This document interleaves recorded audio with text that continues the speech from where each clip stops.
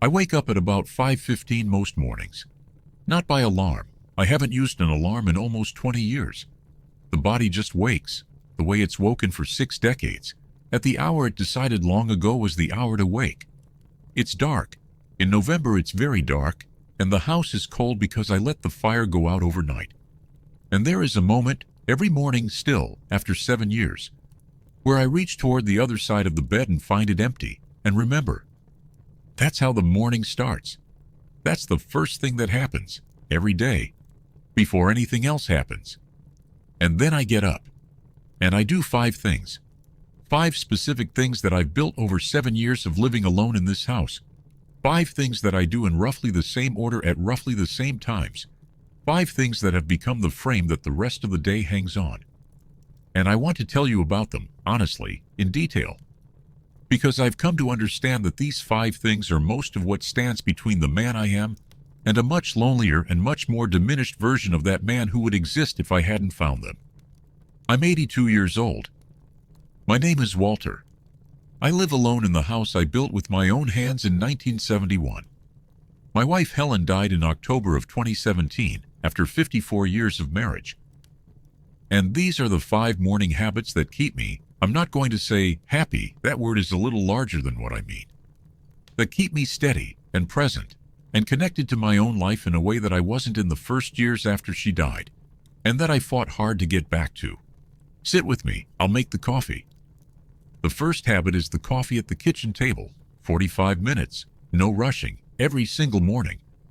I want to be precise about this because it sounds too simple to be one of the 5 things. And I promise you, it isn't simple at all. The coffee is not about the coffee. The coffee is a container for something that I'd have no other way to build into the day. Here is what happens. I come downstairs at about 5:30. I start the fire in the wood stove, kindling birch bark, a few small pieces of dry ash, and then the larger pieces once it's going. This takes about 10 minutes and it is the first physical work of the day. And it is good work, and I like it. Then I put the kettle on, and I grind the beans, and I make the coffee the way I've made it for 50 years, which is not complicated but is particular, and I pour it into Helen's green cup, which she bought at the fair in Bar Harbor in 1989 for $2, and which she used every morning for 28 years, until the morning she couldn't anymore. And then I sit down at the kitchen table, in the chair I always sit in, facing the window that looks out at the cedars. And I stay there for 45 minutes. That's it, that's the habit. I sit there for 45 minutes with the coffee. I don't read, I don't listen to the radio. I don't do the crossword or make the list of what needs doing or plan the day. I sit and I hold the cup, and I look out the window at the cedars, and I let the light come up. That last part is the part that matters most. The light comes up in Maine in November at about 6:45. And it comes slowly, and the coming slowly is one of the most reliably beautiful things I have access to in my life. The cedars go from black shapes to dark green to actual color. The frost on the grass, if there's frost, goes from invisible to gray to a kind of silver white that has no equivalent in any other condition. The sky, if it's clear, goes through a range of colors that I don't have adequate words for, and that I don't need adequate words for because I'm not trying to describe it to anyone. I'm just sitting there watching it happen. For the first 2 years after Helen died, I didn't do this. I drank the coffee standing up at the counter, or I brought it to the chair and read something, or I moved through the morning efficiently and got to whatever needed doing without giving the morning any particular attention. And what I found, in those 2 years, was that the days had no beginning. They just started.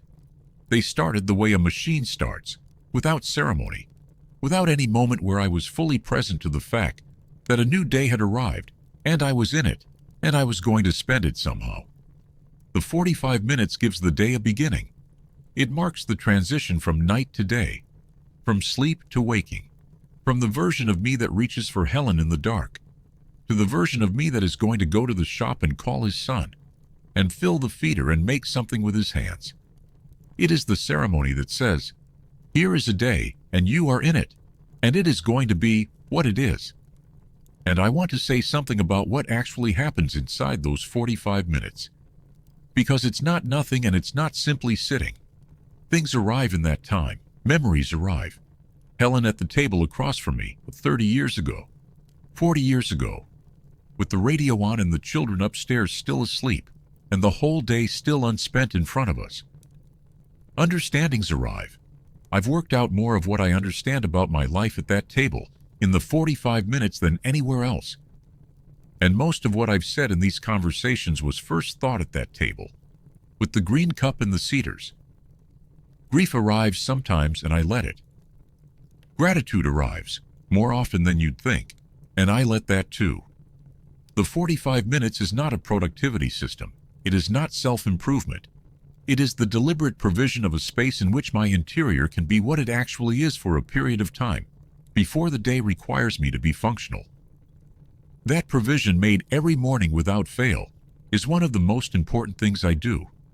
If you take one thing from what I'm saying today, take this. Build the container. Whatever your version of it is. 45 minutes at a table with a window, or 20 minutes on a porch, or an hour with a cup of tea in a chair by a lamp. Build the container and defend it, because without a container, the interior doesn't have anywhere to go, and it will find other, less useful places to go instead. I want to say a word about the defending because I think that's the part people underestimate. The container will be attacked, not by anyone in particular, not maliciously, but by the ordinary press of things that need doing. There will be a morning where you have to be somewhere early, and the 45 minutes seems like an indulgence you can skip just this once. There will be a morning where something needs handling, and the handling could start at 6 instead of at 7, and you tell yourself it makes more sense to get a jump on it. There will be mornings where you're tired, and the sitting feels like more effort than the doing. Defend it anyway, not rigidly. There are genuine emergencies, and I've skipped it, and the skipping hasn't destroyed anything. But defend it as a default. Treat it as the appointment it is.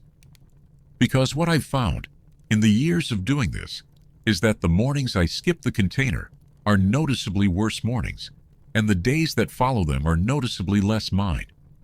The container is not a luxury. It's the thing that makes the rest of the day possible. It's the foundation, and you don't skip the foundation because you're in a hurry to get to the framing. Helen understood this before I did. She'd sit at that same table, in the chair across from where I sit now, for about half an hour every morning with her own coffee, looking out the same window. I used to think it was just her being slow to start. I understand now that it was the same thing I'm doing. She was building the container. She'd been building it for decades before I noticed what she was building. And the fact that she needed it and I didn't recognize why is one of the small things I regret, that she was doing this thing that I've come to understand is essential, and doing it silently, and I never once asked her what she was doing in that half hour, or why it mattered to her. The second habit is filling the feeder and then watching who comes to it. The feeder is outside the kitchen window, about 15 feet from where I sit with the coffee. Helen put it there in 1993 and kept it filled for 24 years, without ever once, that I can recall, making a point of the fact that she was keeping it filled. She just did it. Every few days the seed went in, and the birds came, and she watched them while she did whatever else she was doing in the kitchen. When she died, the feeder went empty, not deliberately. I just stopped filling it because filling it had been hers, and I didn't notice its emptiness in the way you don't notice things in the fog of a first year of grief.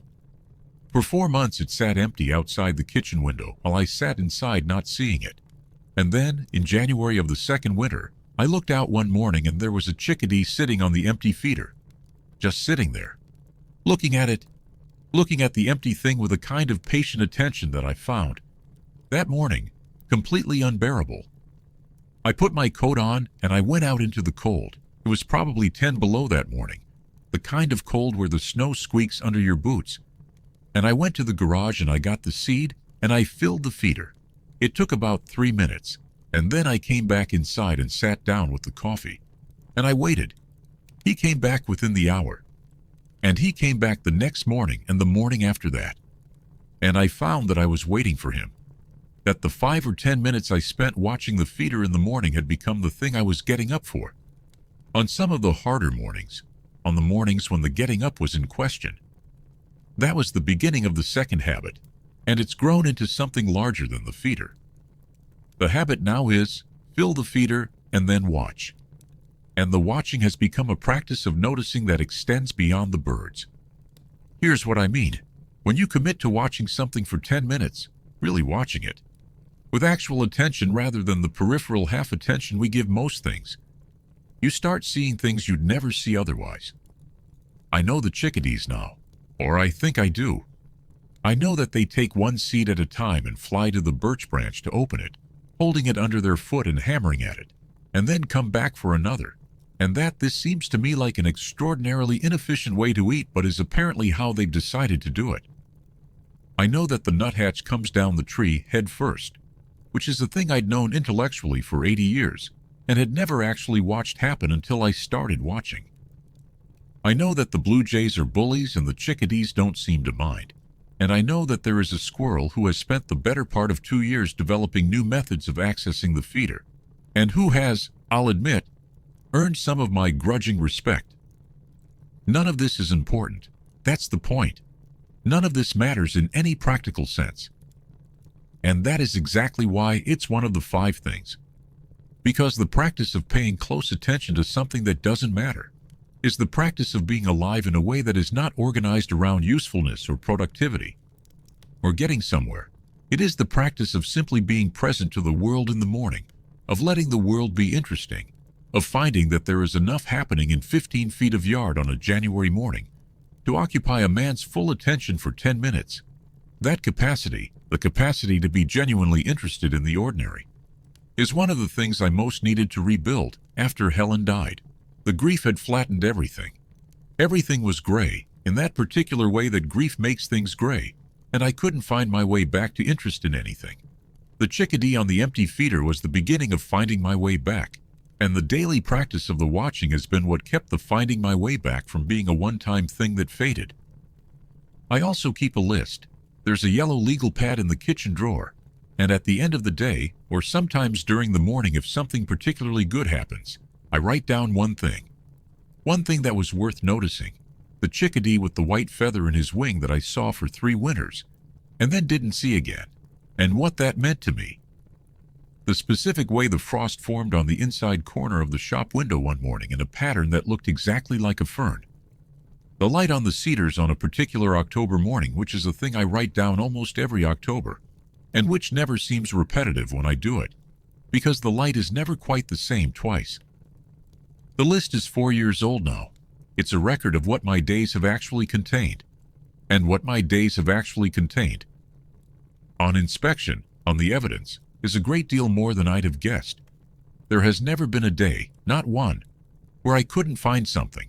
The list is the proof that the practice works. The third habit is being in the shop by 9. I want to explain the rule, because the rule is what makes this work, and the rule is counterintuitive to most people when I first describe it. The rule is, I have to be in the shop by 9. What I do there doesn't matter. That second part is the whole thing.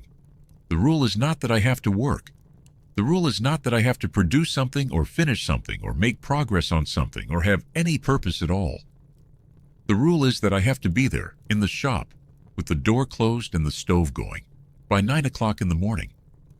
What happens after that is not governed by any rule. Some mornings I make things. There's usually something on the bench, a cutting board, a small cabinet, a toy box for one of the grandchildren, a repair for someone in the neighborhood who has asked. When there's something on the bench, I work on it, and the working is the best part of the day, and the hours pass in that particular way that they pass when your hands are doing what they know how to do, and your mind is free. Some mornings I don't make anything. Some mornings I sharpen tools that don't need sharpening. Some mornings I organize the offcuts, which is a job that never actually gets done because the offcuts keep accumulating, and which is therefore always available when I need something to do with my hands and nothing else presents itself. Some mornings I stand at the bench and run my hand over a piece of wood and think about what it wants to become, and don't come to any conclusion and go back to the house.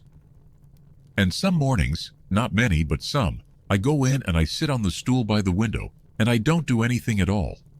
I just sit in the shop. Because the shop is the place where I am most reliably myself.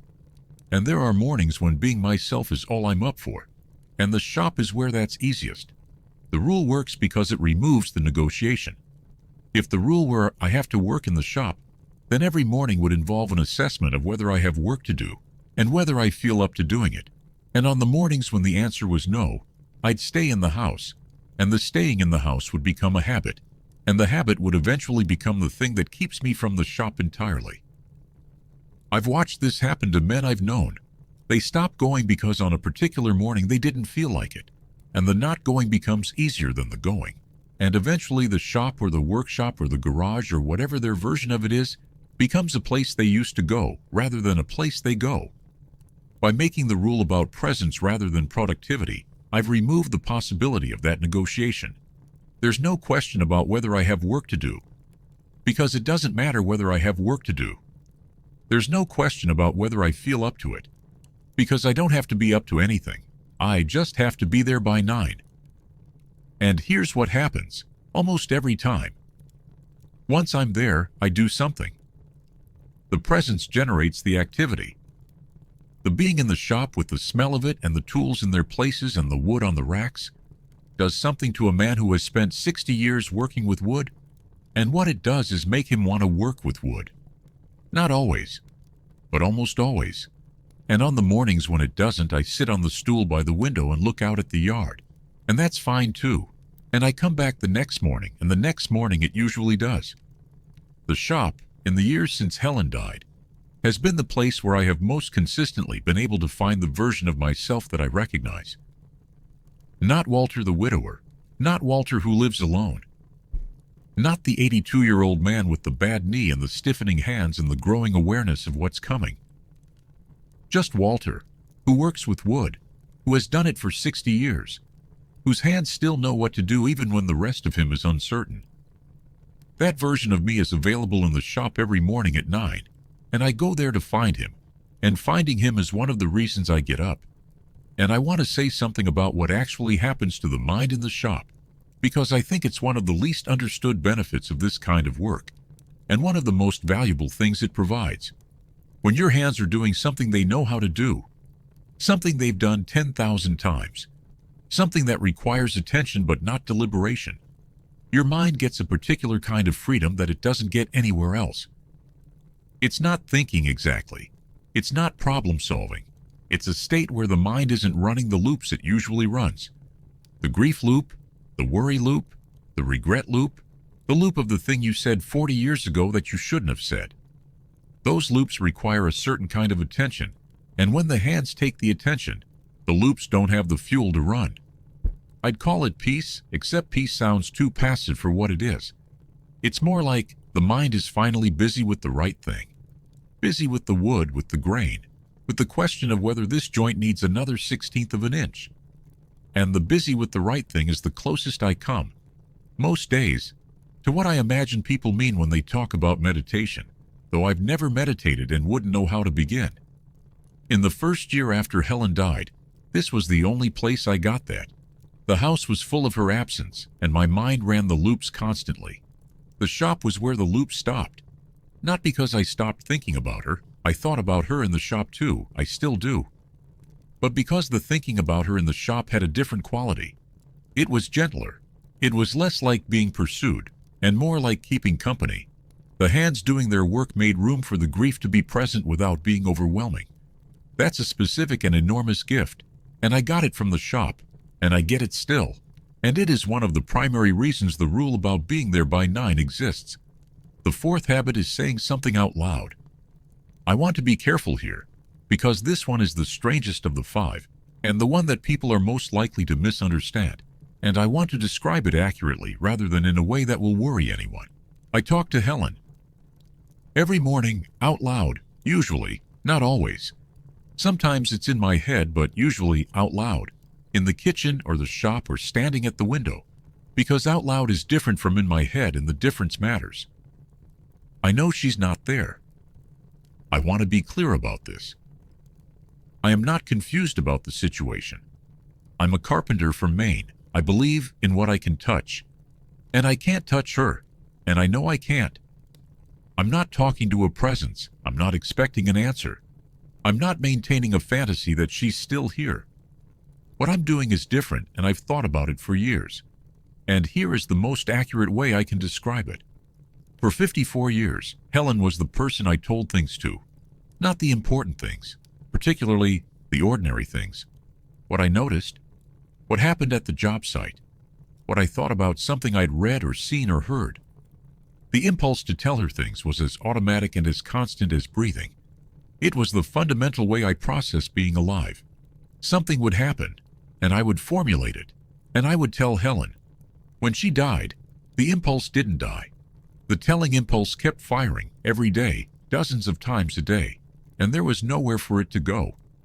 Something would happen, a good piece of grain in a board, a chickadee at the feeder, a thing David said on the phone, and the impulse would come, and then the impulse would hit the wall of her absence, and every single time was a small, fresh discovery that she wasn't there.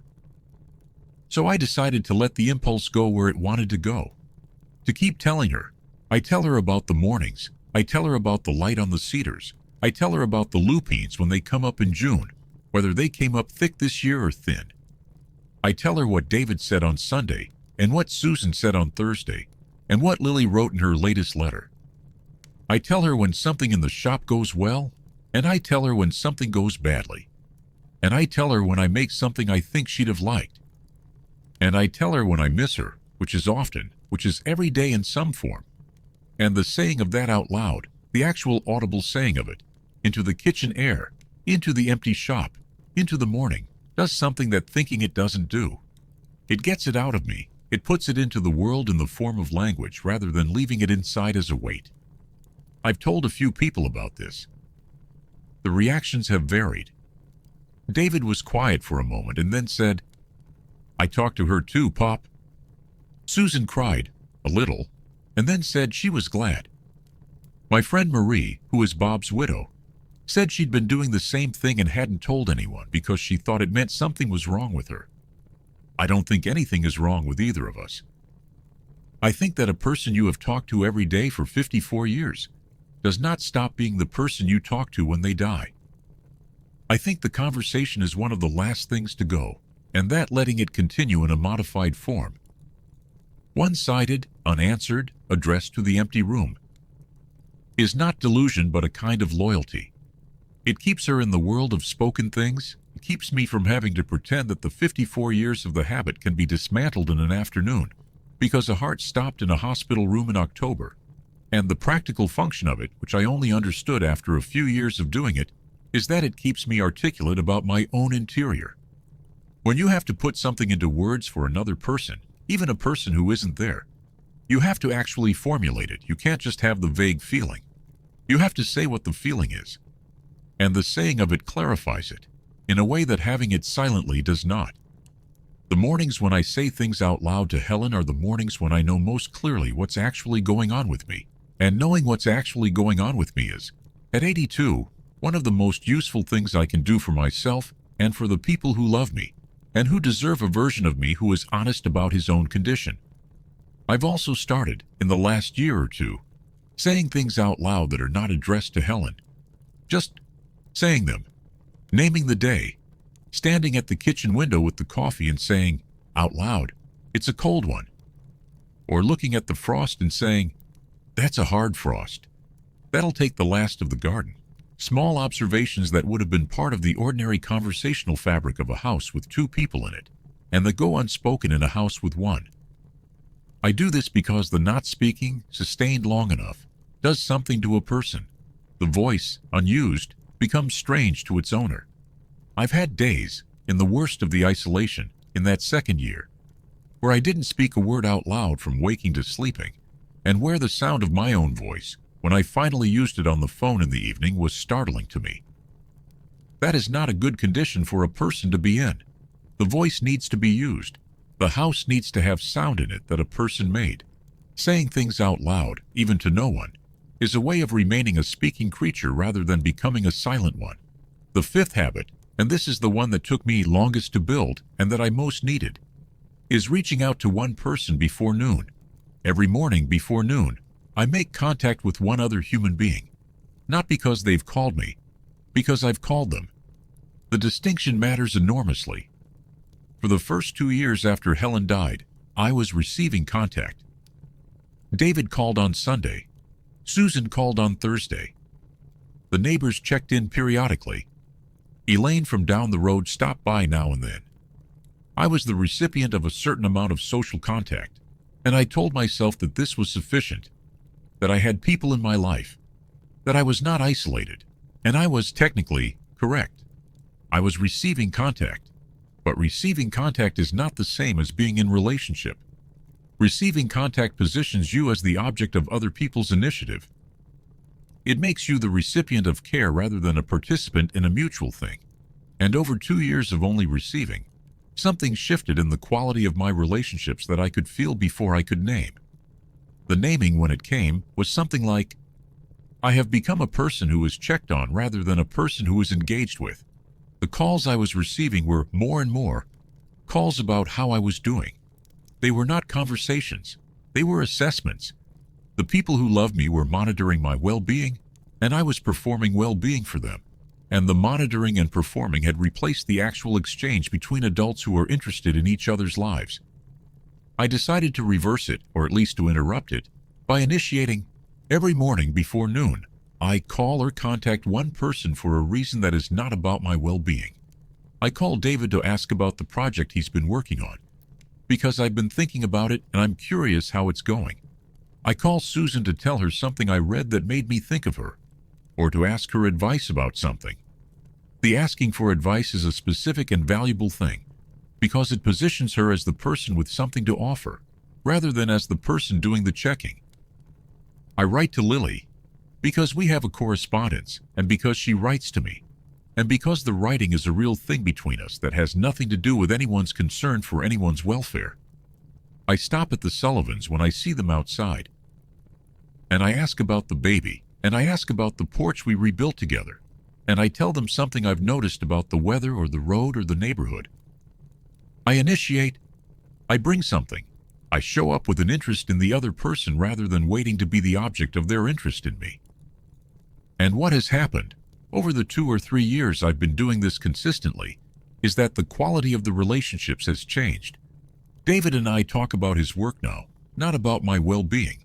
Susan and I talk about books and about a poem she found, and about what she's been learning at the hospital, and my health comes up as one topic among several, rather than as the organizing purpose of the call.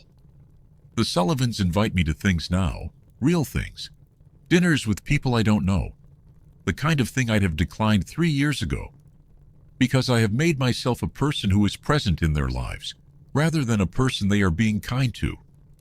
The reaching out is what did this. The specific, deliberate, before noon reaching out to one person every morning, with something to offer or ask rather than something to be given. And I want to say the honest thing about how hard it is, because I don't want anyone to hear this as easy. It is not easy. On a lot of mornings, I don't want to. On a lot of mornings, the phone is heavy and the calling feels like effort. And the version of me that would like to spend the morning in the quiet house with the fire and the shop, and nobody's attention is very persuasive. That version of me makes a good case. He says, "You've earned the quiet. You've had a long life. You've lost a great deal. And you're allowed to be alone if being alone is what feels right." And he's not entirely wrong. But he's not entirely right either. Because I know where he leads, if I follow him consistently. I've watched the men who followed him. Frank followed him after his wife died, and Frank ended up so far inside the quiet that when the difficulty came there was nobody close enough to notice.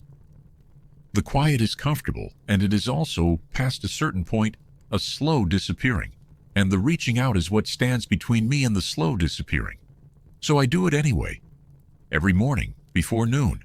One person, even when I don't want to. Especially when I don't want to. And here's what I've learned about the reluctance, which I think is worth saying because I suspect a lot of people are in it and don't know that what they're feeling is common and doesn't have to be obeyed. The reluctance to reach out is almost never about the person you'd be reaching out to. I'm not reluctant to call David because I don't want to talk to David. I love talking to David. David is one of the best conversations available to me on any given day. The reluctance is about the effort of the transition, the effort of moving from the interior state I'm in, which is quiet and settled, and requires nothing of me, into the interpersonal state, which requires me to be present and articulate and available to another person's reality. That transition costs something. At 82, it costs more than it did at 50. The energy required to move from solitary to social is real, and it is not free, and I feel it every single morning when I pick up the phone. But here's the thing about that cost. It is entirely front-loaded. The cost is in the transition, not in the conversation. Once I'm on the phone with David, once I've made the transition, there's no more cost. The conversation is nourishing, not depleting. I come off the phone with more than I had going into it, not less, every single time. So the reluctance is telling me something true, that the transition costs something, and something false, that the whole thing will cost something. The transition costs, the conversation gives, and if I let the reluctance make the decision, I pay the cost of the isolation, which is much higher, in order to avoid the cost of a transition, which is small and temporary. I've had to learn to hear the reluctance and to make the call anyway, not to fight the reluctance, not to pretend it isn't there, just to notice it, to name it as what it is, and to pick up the phone regardless. Walter, you don't want to call. I know. Call anyway. That's the whole of the negotiation most mornings, and it takes about 4 seconds, and then the phone is ringing and the reluctance is already becoming irrelevant. The fire's burning well now. The coffee is cold in the green cup, which is what happens when I sit here talking to you instead of drinking it. The light is fully up on the cedars, which means it's past 8, which means I have about an hour before I need to be in the shop. I want to say something before I go about why I've been talking about these 5 things. I don't offer them as a program. I'm not selling anything, and I'm not suggesting that what works for an 82-year-old carpenter in Bangor, Maine, will work for whoever is listening to this in whatever situation they're in. Your 5 things will be different. Your version of the coffee at the table might be a walk, or a prayer, or a period of reading. Your version of the shop might be a garden, or a piano, or a desk with your unfinished work on it. Your version of the person you call might be a friend, a sibling, a child, someone from church, someone you've been meaning to be in touch with for years and haven't. What I want to say is not, do these 5 things. What I want to say is, the morning is where it gets decided. That's the whole of what I've learned in 7 years of living alone in this house. The morning is where the day gets decided, and the days are where the life gets decided. And if you leave the morning to chance, if you get up and let the day simply start, without a container, without a practice, without the deliberate provision of the things you know you need, then the day will be whatever the ambient weather of your interior happens to be that morning. And the ambient weather of the interior of an 82-year-old widower who lives alone in a large, quiet house in Maine is not always weather I would choose. I choose the weather now, or I do my best to. The coffee at the table, the feeder and the watching, the shop by 9, the words said out loud, the reaching out before noon. Those 5 things are how I choose it. They're the frame. They hold the day up. And on the mornings when the frame holds, most mornings, not all, but most, I get to the end of the day, and I find that it was a good day. Not a remarkable day. Not a day anyone would write about. A good ordinary day in a good ordinary life that has more in it than I sometimes remember to notice until I sit down at the end of it with the yellow legal pad and write down the one thing. Yesterday's one thing, since you might be curious.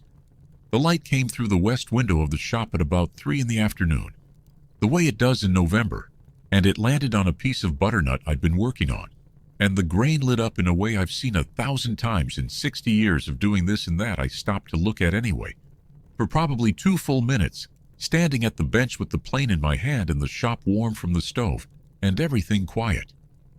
That's the one thing. That's what the day contained. It's enough.